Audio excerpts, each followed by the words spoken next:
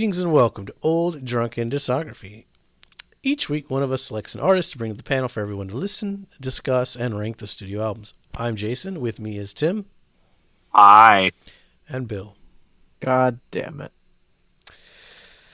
This week, it's my pick, and I chose Alkaline Trio for my October pick. Not Paramore, but Alkaline Trio. We'll go through all the studio albums one by one, ranking them as we go, and touching on some notable releases along the way. Hopefully you guys did your homework for this band because these notable releases are some of their best. I'm just going to skip that part for now. We have a slight disclaimer. This is the second time we are recording this, at least up to Agony and Irony. We are an unscripted show. And I think that still holds true, seeing as we were extremely drunk the first time we recorded it, and the audio was fucked up. None of us really remember it, so it's like a brand new show for all of us. Not wrong. I mean... Wait, what band are we doing again? So, stick around. We're going to go through these records again. If anything, I get to gush about Alkaline Trio all over again. So, starting off, brief relationship, history with the band. Bill? So I have no real relationship with Alkaline Trio aside from when I was going and picking up vinyl. I noticed that Blood, Hair, and Eyeballs was in the discount new release bin. So I went like, hey, I know we're covering this band for Halloween. I'm going to go pick it up. Aside from that, no, I didn't know they existed, didn't know anything about them. So I got to listen to them for the first time. So this is completely new first exposure. Not even like Skiba on Blink-182? No. Okay. I mean, if it was me, if I was a Blink fan, I'd be like, who's this new guy joining the band? I'd go check out Alkaline Trio. I'm pretty sure all the Blink fans went, no Tom, no Dice. Yeah, we were a divided fan base for a while. Yeah. We'll get to Blink. I guess I'll do mine. I found this band completely by accident or luck. I worked at a Walmart in the early 2000s, happened to see Good Morning on the CD shelf. The album art caught my eye. Looked at it at the back, saw they were on Vagrant Records, and I like Saves the Day and the Get Up Kids, so on a whim I picked it up. Quickly fell in love and LimeWired everything I could find from this band. You guys remember LimeWire? No. Kazaa! Kazaa was a good one too. I've seen them live 3 or 4 times, from the Crimson Tour to as recent as now. Alkaline Trio is more than a band for me. They were a lifestyle for us.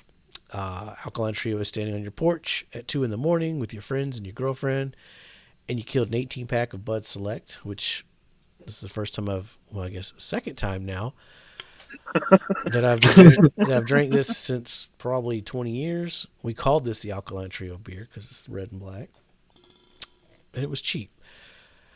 Anyway, you've killed your first 18-pack of that, and you're about halfway through the second pack, and everyone's singing I Hope This Is Goodbye, or Fuck You Aurora, or Crack My Head Open on Your Kitchen Floor at the top of their lungs. I fucking love this band, and I hope you guys found something here as well. And like the Ramones, this is going to be extremely hard for me to rank. Tim, what about you? Okay, I'm not really sure when I first heard about them. Probably in the early 2000s. But it was never really on my radar. During those years, I wasn't really listening to punk rock. A lot of it just kind of got watered down for me, and I ended up, going backwards instead of forwards for a while. But at some point, I did pick up one of the albums. I don't even remember why. And I remember, but I've been aware of. Say it again. The last time we did this, we figured it out when we got to that album, but I don't remember what it was. Maybe we'll figure it out again. Yeah, no, I'll let you know which one it was. But yeah, it's It was one of those albums that I did buy, don't remember why, and I remember listening to it a couple times and enjoying it, but it wasn't like, a regular rotation disc. But I've been aware of them for 20 years, and then we did the new one on the new release, and I did buy that one. I liked that one a lot. So it's been really fun for me going through and hearing most of these for the first time. So All right, we will just go straight into what, Bill? God damn it. This is where we tell you to make sure you share us with your friends because the YouTube algorithm hates us. Because we say album titles and song titles. Yes, I you're don't know. supposed to I say don't know gosh what's darn wrong. it. no, we say fucking album titles and fucking song titles. Yeah, we say fucking a lot. So, God damn it, Bill. What'd you think of God damn it? All Gosh right. darn it. So, Cringe. Thought it was a decent opener. Thought it was a great introduction to the band's discography as a whole. I do feel they get some better intros later on, but by no means does that mean that I think it's a bad intro. Like, I thought it's a great intro song. Cop, the instrumental intro is meh, but it happens. I'm not really sure about the vocals at this point, really. San Francisco, you're drinking to keep from heaving, great song lyrically. Loved a lot of stuff about it. Potential top song contender. Nose over tail. It happens. Almost kind of a filler for me on this album. As you were, I don't like the vocal mix that they got going on, but the bass is really cool on it. Enjoy your day. What is this? And I put out of time shit, and I'm trying to remember. Or it's sorry, because it's out of tune. Sounds out of tune. Like they've got something going on. It's rough. It's rough. Yeah, rough is a word for it. Clavicle. I I'm missing something. I've gone back and listened to the song, and I know like it's a big one for the discography. It's okay, not great, but it's okay. Maybe good. It's at least okay. My Little Needle. Very heavy sounding. I like the vocal mix a lot better. Um, but again, it's above average, I would say. Southern Rock, I like the build up and the pace changes that occur in it. Otherwise, I felt like there's nothing really spectacular that happened within that song. A message from Kathleen. The drums were absolutely nuts on it. But besides the drums, I didn't feel like there was a lot going on. Trouble Breathing, solid guitar and bass intro going on, and then the drums adding in, and everything else. I thought it was a pretty good song. And then we get to Sorry About That. And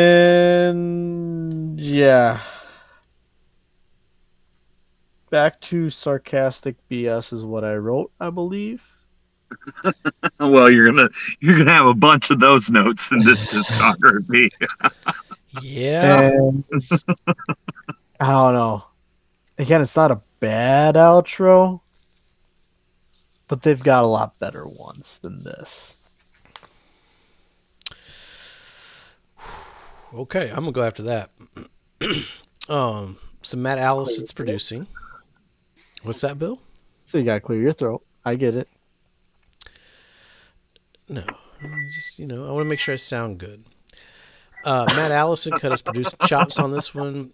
He'd go on to produce some of my favorite records. A lot of the Lawrence Arms, like Greatest Story, Metropole, Calcutta, The Menzingers on the Impossible Past, Chamberlain Waits. Then you got Falcon's Unicornography, which you need to go check them out because it's Brendan from the Lawrence Arms and Neil, and then Dan from the Trio. Good shit. So this one has Glenn on drums. They go through a couple drummers here and there, but they start out with Glenn. The opening lines of this discography is wide-eyed, knee-deep, and surprised. Just below your thighs, the temperature drops 5 degrees. That's a solid 4 out of 5. Just a little taste of the humor you're going to get. That's sarcasm, I guess. I'm a sucker for a good guitar pick. It's great, and Cringes has a top-tier one. Speaking of the humor, Cop is top tier. I love this song. You can tell it's based on real life. Why did you become a cop? Shut the fuck up. And that last verse, chef's kiss. San Francisco's great. Skiba's voice sounds like it's falling apart in all the best ways. Nose over tell me this ain't a good love song about a girl. Or a good song about a girl, say. Fine time to fake a seizure, to feel your mouth on mine. You're saving me. As You Were, the breakdown needs to be cranked and sung at the highest level. Enjoy Your Day. You get your first Dan song to close out the A-side. It's classic. It's supposed to sound rough. It's that sarcasm. As You Were. I'm sorry. No, that's... Fuck. Clavicle. One of my favorite love songs of all time. It's honest and sweet. It's awkward. It's odd. It's fucking perfect.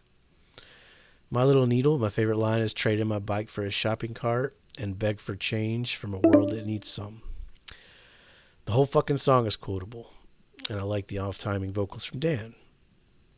Southern Rock starts out small and quiet, then it fucking blasts you. Message from Kathleen. It's not the best Dan song, but it's a nice change-up. Trouble Breathing is just a sweet, sloppy Chicago punk. Love the bass and the lyrics, and I'll be quoting a lot of lyrics through this discography. But how could you not like the lines? You said tonight is a wonderful night to die. I asked, how could you tell? You told me to look up at the sky. Look at all the stars. Look at how goddamn ugly the stars are. It's just another between a rope and a bottle. And sorry about that.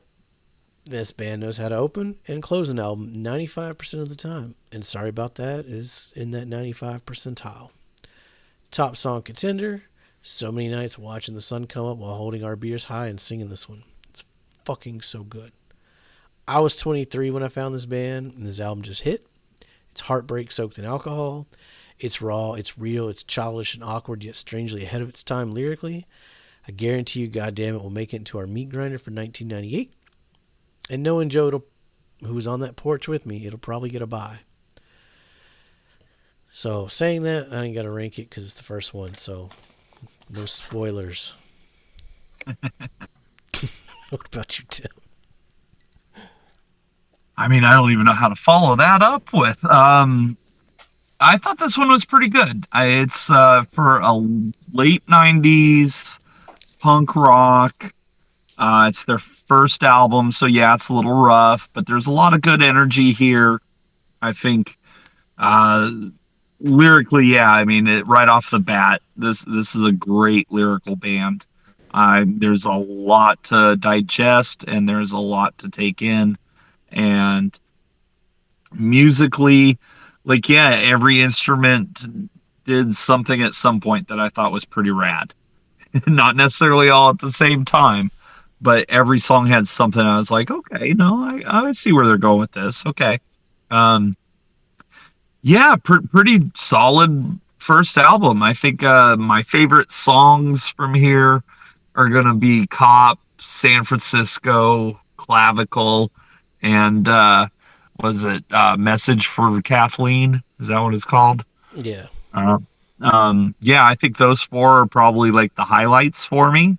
Everything else, this was my first time listening to this album. This was not one I was familiar with. So, knowing that it's their first album out of 10, they're obviously going to grow. This is obviously going to be rough. But I think that a lot of the hallmarks of what they are here, they're present, and they're enjoyable and entertaining. Like, it's a pretty solid first album. I like it. Yeah, the production is rough on this, but it's like rough in all the right ways. Yeah, I mean, it's punk rock rough. Yeah, I mean, even the 2008 version's rough, but I prefer the original remix. Like, it just fits better for me. So, we don't have to rank it, so that's good. It automatically goes number one. Might stay there, hashtag first album bias, but it might move. Who knows? Stick around. Maybe I'll Catch Fire is next, and the self-titled. And give us a like, give us a subscribe. We have a Patreon if you want to recommend a band and come on the show and talk about them. Hit us up. We'll talk shit about anything. Happy Halloween. Especially your favorite band. Especially we're all into it. Oh, yeah. Unless it's good. Right. Don't give a shit. We got some good Patreon picks coming up though. Talking Heads, the replacements. I'm ready to deep dive some replacements. And Caravan Palace. That'll be a fun one. Who the fuck knows? But stick around for that. Be safe. Make good decisions.